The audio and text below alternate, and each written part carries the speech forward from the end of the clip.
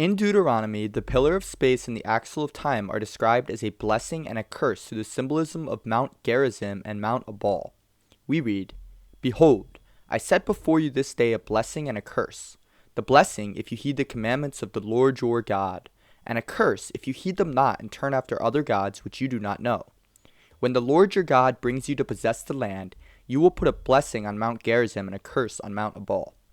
On one hand, Mount Gerizim is a spatial pillar that upholds the laws of stability and reason for Israel. Following the law of the Lord aids them in formation, or cumulative growth. Following the law allows them to possess the land, which means the facts of material reality support their intentions, or that heaven and earth agree. This makes reality intelligible and navigable.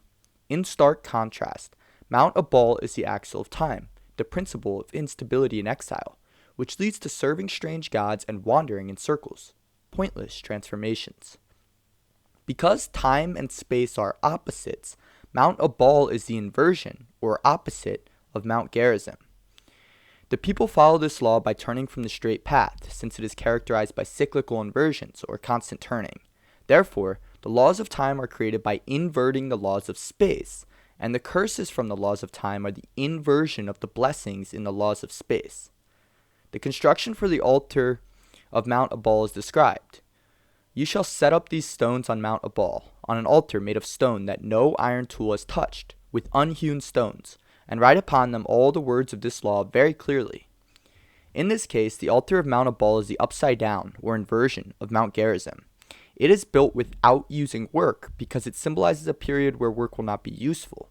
It is made with stumbling stones, uncut stones that have not been separated into useful and useless parts, because it symbolizes the domain of time, when opposites freely mix in oscillation, instead of being held apart and separated under a higher identity. Therefore, since the law of Mount Ebal is the inversion of the law of Mount Gerizim, the curses it yields are mere reflections of the blessings from Mount Gerizim. Therefore, the people curse everything on Mount Ebal, and by cursing the laws of time, they affirm the laws of space. We read, "Cursed is the man who removes his neighbor's landmark." And all the people say, Amen. In general, by studying the following chart, the consequences of the laws of time and space can be seen as opposites. The curse, axle, turning from the law, the domain of time, sickness and death, work is pointless, serving the stranger, wandering in strange lands. The blessing, following the law, the domain of space, heaven, health and life, work is cumulative, rising over the stranger, inhabiting the homeland. Following the law of space leads to inhabiting the homeland by correctly joining meaning and matter. The gods served are direct and revealed. Therefore, the blessing is productivity and accumulation. Following the law of time is the opposite. It leads to losing the land and wandering in circles. This is experienced as sickness or disability, leading to inefficiency and eventually to the complete loss of all natural resources. The law of time is described as exile because the earth, or the facts of material reality, no longer support the people of Israel. They are serving strange gods because another god is in charge of the facts. We read further, "The fruit of your land and all your labor shall be eaten by a nation which you do not know. The Lord will bring you to a nation that you have not known, neither you nor your fathers. There you will serve other gods, of wood and stone. God will bring a nation against you from the ends of the earth, whose tongue you shall not understand, who will besiege you in your gates until your high and fortified walls fall down." In this case, the fruits of labor, or the products of work, are taken away from the people of Israel, making work pointless because another nation is harvesting their fields. Moreover, the land is unknown by their fathers, meaning they no longer are experiencing a continuum of heritage, but are expressing the identity of a different people.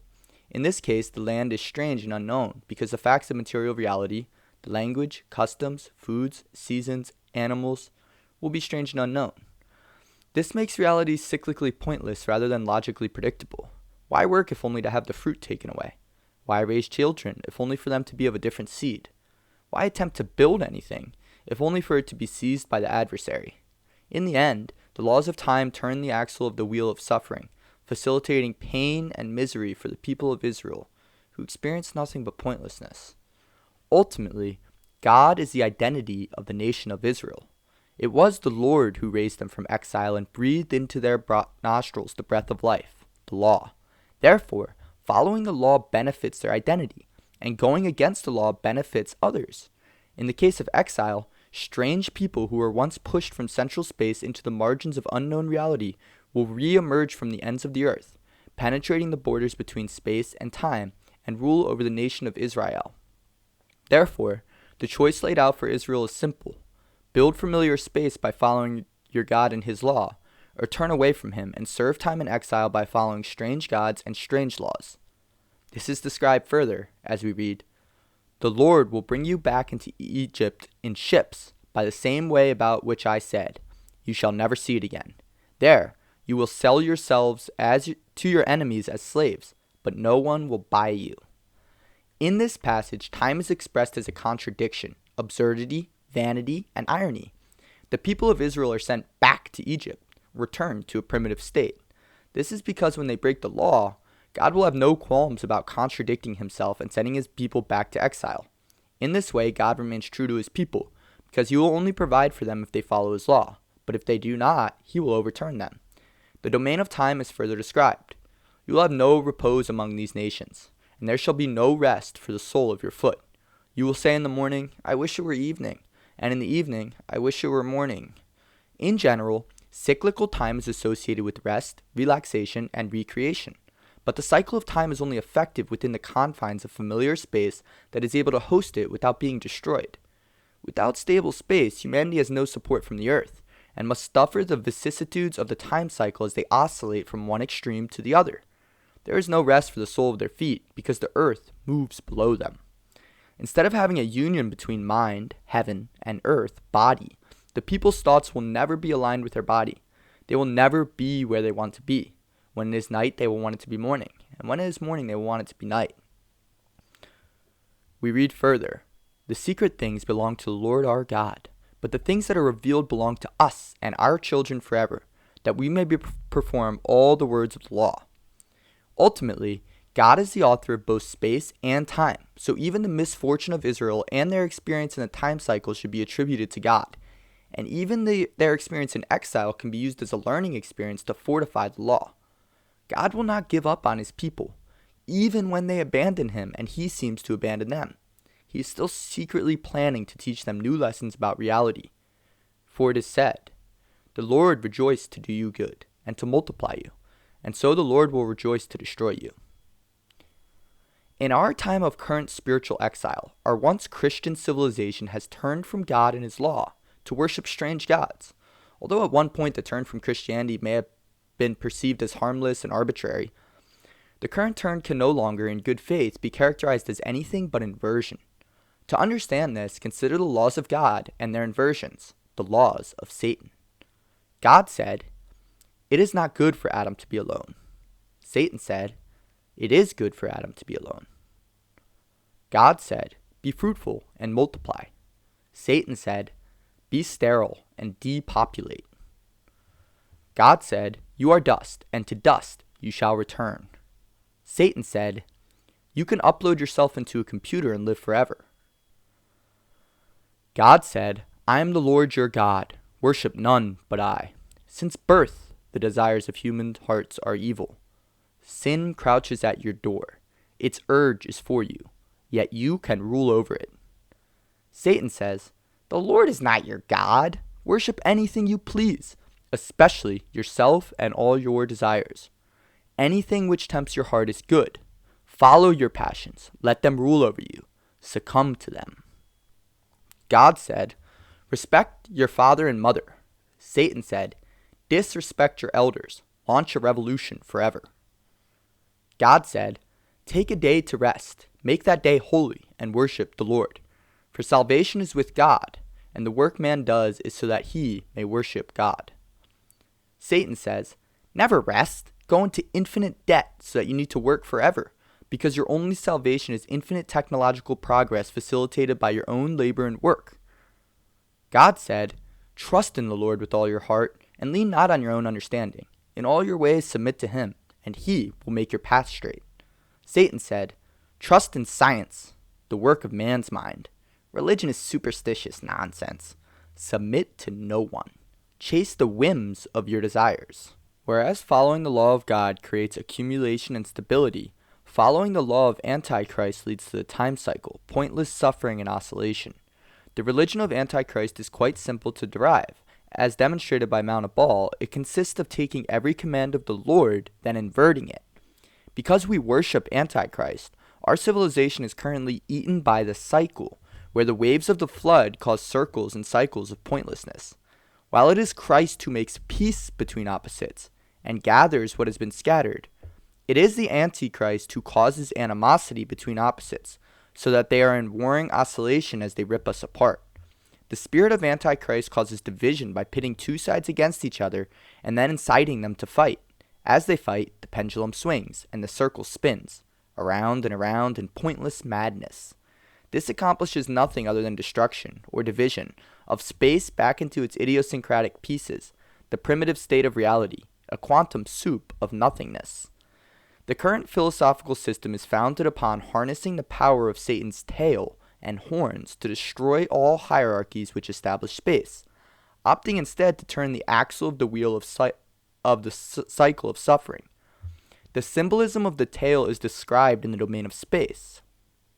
The Lord will make you the head, not the tail, if you obey the commandments of the Lord, your God. And in the domain of time, the adversary will lend to you, not you to them. They will become the head, and you the tail. In this case, the tail and the horns of Satan are wild outgrowths, remainders or enigmas, mysteries that cannot be answered by God, and therefore subvert his authority as ruler of the world. The horns and tails indicate that strange gods are needed in order to explain reality. As discussed in previous videos, postmodernism can be characterized as the weaponization of remainders in order to subvert and overturn all hierarchies. For example, in our days, the central sources of identity have become remainders and exiles, the tails and horns. On the other hand, the remainders and anomalies which subvert God in the hierarchy have become the head and central identities of civilization. The inversion is the result of the religion of Antichrist, which leads civilization back into the flood. The flood is characterized by pointless cycles, which cause suffering and pain for human beings, who are nihilistically subsumed by cycles of doubt, anxiety, hopelessness, and despair. Humans can no longer host the cycle, like the changes in their mood and emotions, but are subsumed by it, having to change their gender every single time they feel a different way. Furthermore, rather than name the animals as God instructed Adam, and rule over sin as he instructed Cain, the passions rule us. All the passions are cyclical prisons that cause us pain and suffering. A rich man always wants more money. An alcoholic always needs another drink. And a sex addict can never quite satisfy the dog that is his desire. Ultimately, the hierarchies of meaning and value that make the world perceptible are being overturned by the weaponization of the horns and tail of Satan, the anomalies and remainders. Moreover, because society is following the Antichrist, work is pointless because the fruit of work is eaten by the foreigner.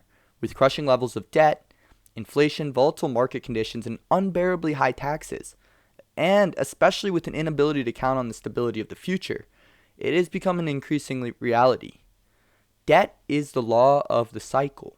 It is being owned by the stranger. Interestingly enough, to even enter into our economic system, one must have a debt score which determines how successful they are at being a slave. Moreover, pollution has caused the earth to no longer sustain us, as cities are full of trash and homelessness, and rivers are full of pesticides. Although harmless at first, the internet itself is turning out to be a manifestation of Antichrist. It separates our minds from our bodies, and cyclically pulls our attention in pointless circles, as it is designed to feed all of our passions. Ultimately, it causes the flood by splitting humanity into warring factions and echo chambers, so that the wheel of the actual spins while they fight.